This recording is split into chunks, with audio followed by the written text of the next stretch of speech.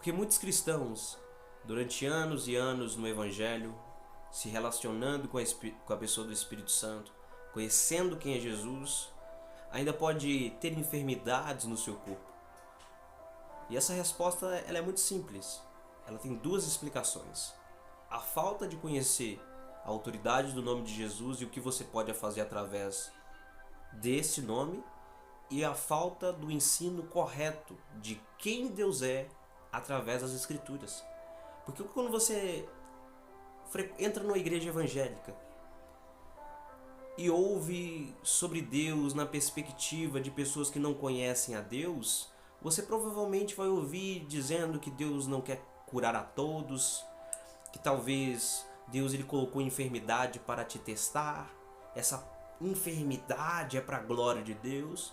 Ou você pode ouvir outros tipos de pessoas que estão evidentes que não têm poder de Deus e eles começam a fazer teologias para justificar a sua vida sem o reino, sem a luz do reino, sem o poder do reino. Porque de uma vez que o reino de Deus for manifesto, automaticamente vai reprovar as obras mortas, as obras frias, uma vida conformada em ver um Deus que não se manifesta nesses dias. Então essas pessoas elas vão te anunciar uma mensagem muito bonita, muito humilde, até parece que ela se importa de fato com você, e ela vai dizer: não, eu não importo se você está enfermo, eu não importo a casa que você mora, eu não importo quão pobre e miserável que você está, eu me importo se a sua alma for para o inferno.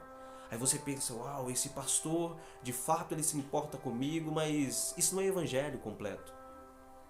Quando eu pego somente o evangelho da salvação, que por vir, uma salvação vindoura, e negligencio toda a atuação do evangelho, então eu estou descodificando o evangelho. Quando eu falo que talvez Deus ele colocou a enfermidade para provar você, quando eu tento colocar na sua cabeça que não importa o quanto enfermo você está, então eu não estou te apresentando o evangelho todo em sua essência. Porque o evangelho todo em sua essência não é somente levar a sua alma para o céu, não é somente livrar a sua alma do inferno. Quando nós deduzimos o evangelho assim, então ele não é o evangelho completo. E principalmente quando eu falo que Deus não quer curar todos. Porque se Deus não quer curar todos, e quem sabe ele também não quer salvar todos? E se você está achando que é salvo e na verdade não é salvo porque Deus não quer salvar você? Então quando nós partimos para analisar nesse preceito, é como se Deus fizesse acepção de pessoas. E Pedro, na pregação na casa de Cornélio, ele diz que Deus não faz acepção de pessoas. Então se ele curou a um, ele também quer curar outros. Ele não vai curar só você, ele não vai deixar o outro enfermo. Porque quando nós vemos a personalidade de Deus, os atributos de Deus e quem Deus é, ele se revela em Êxodo 15:26. Eu sou o Jeová Rafá, o Senhor que te sara. Não é eu sou o Senhor e desejo te curar dessa vez. Eu sou o Senhor e dessa vez eu vou te curar. Não, eu sou o Senhor que sara. Quando nós tiramos cura, quando nós tiramos essa atuação de Deus, do próprio Deus, então nós estamos apresentando um meio Deus. É como se nós estivéssemos pegando uma parte de Deus e separando ela. Porque o mesmo Deus que deseja salvar você, ele deseja curar você. Se ele te libertou, então provavelmente ele te salvou. E se ele te salvou, provavelmente ele também deseja te curar.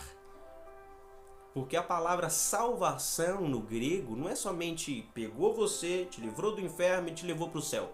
Ponto. Agora se você está enfermo, se você está com câncer, agora é problema seu. A atuação minha, o plano meu foi te livrar do inferno somente. Agora morre e espere uma salvação que está por vir. Não, isso não é o que Jesus quis fazer.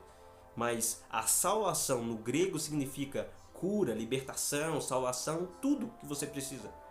É uma transformação de vida completa. E quando tem pessoas vários anos no evangelho ainda enfermo, é como se elas não tivessem uma herança no banco e pegassem somente 1% daquilo que tem, e não entendendo a autoridade do nome de Jesus.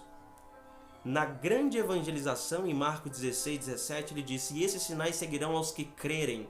em meu nome expulsarão os demônios, falarão novas línguas, pegarão em serpentes, se beberem alguma coisa mortífera não vos fará dano algum, e impondo a mão sobre os enfermos, esses ficarão curados. Isso é apresentar a pessoa de Deus. Jesus veio para apresentar a pessoa de Deus. Jesus veio para glorificar o Pai.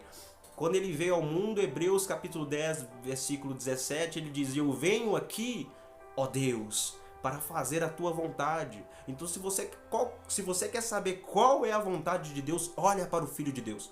Ele é a expressão exata, perfeita, completa da vontade de Deus. Ele veio trazer a personalidade de Deus.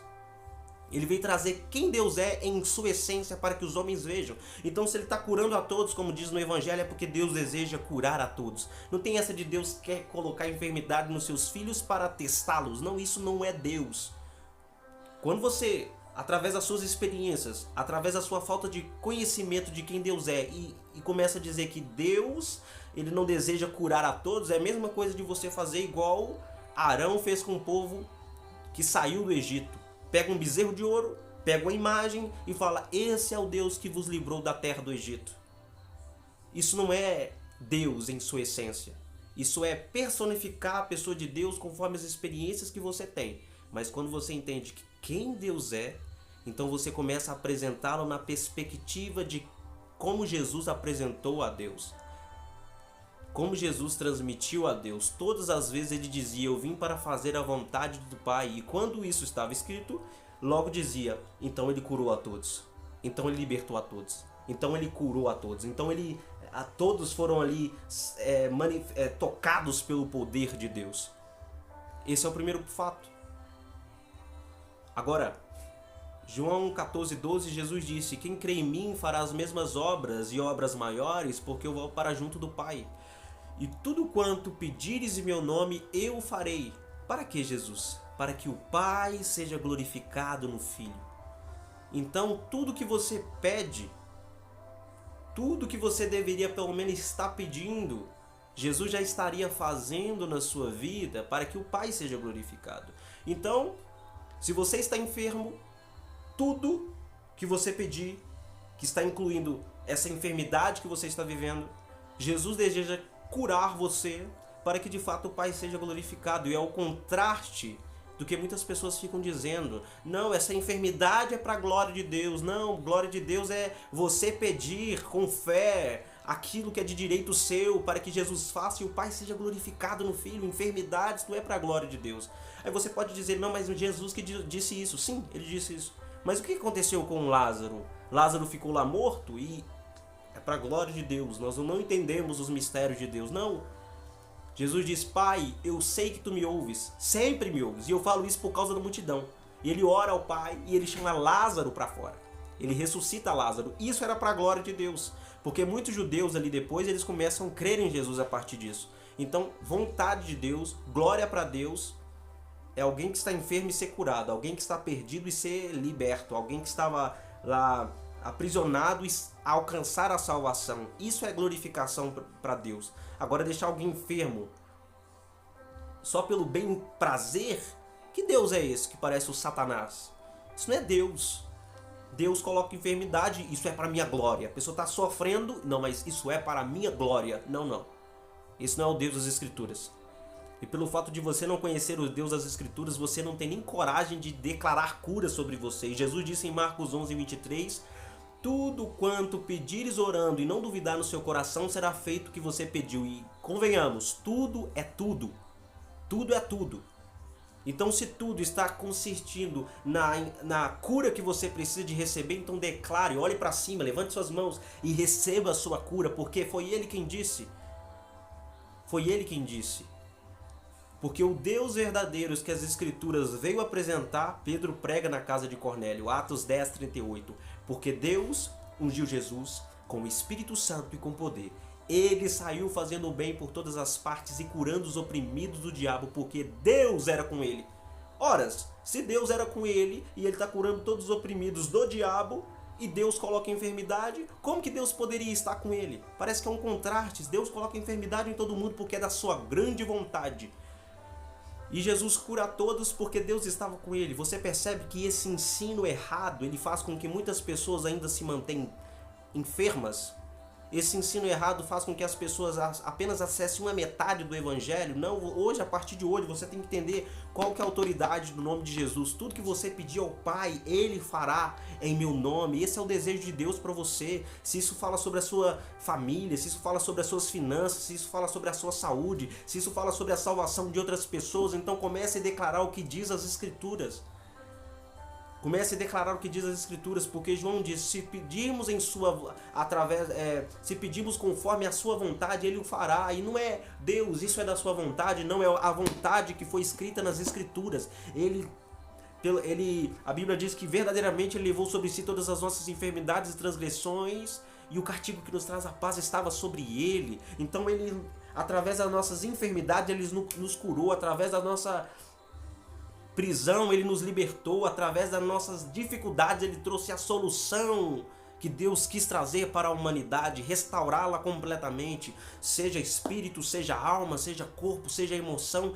Ele quer sarar você completamente. Essa é a autoridade do nome de Jesus. Se você pedir, Ele está a fim de glorificar o Pai através desse problema em que você está vivendo. Porque quando você está enfermo, perdido, aprisionado, e você é sarado, você é livre, você é salvo, então isso glorifica o Pai para o mundo.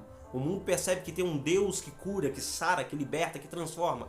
Agora, a glorificação para Deus não é ver uma pessoa sofrendo, perdida e sem esperança. Não, isso não é glorificação para Deus, isso é glorificação para o diabo. Mas curar a todos, fazer o bem para todos, essa é a vontade de Deus. Então não espera somente uma salvação que está por vir. Receba cura agora, receba libertação agora, seja restaurado agora, porque essa é a vontade de Deus para você. Hebreus capítulo 13, de verso 8 diz que Jesus Cristo é o mesmo ontem, hoje e será eternamente. Então, se Ele veio nos evangelhos trazendo cura, libertando os cativos, anunciando o reino, apenas uma parcela do reino para demonstrar o reino que está por vir, Ele ainda continua fazendo o mesmo agora, aqui, agora. Basta você crer e pedir para que Ele faça, pois essa é a sua vontade e essa é a autoridade no seu nome, para curar, para salvar, para libertar. Este é o evangelho completo. Não somente que sara a sua alma, mas também cura o seu corpo.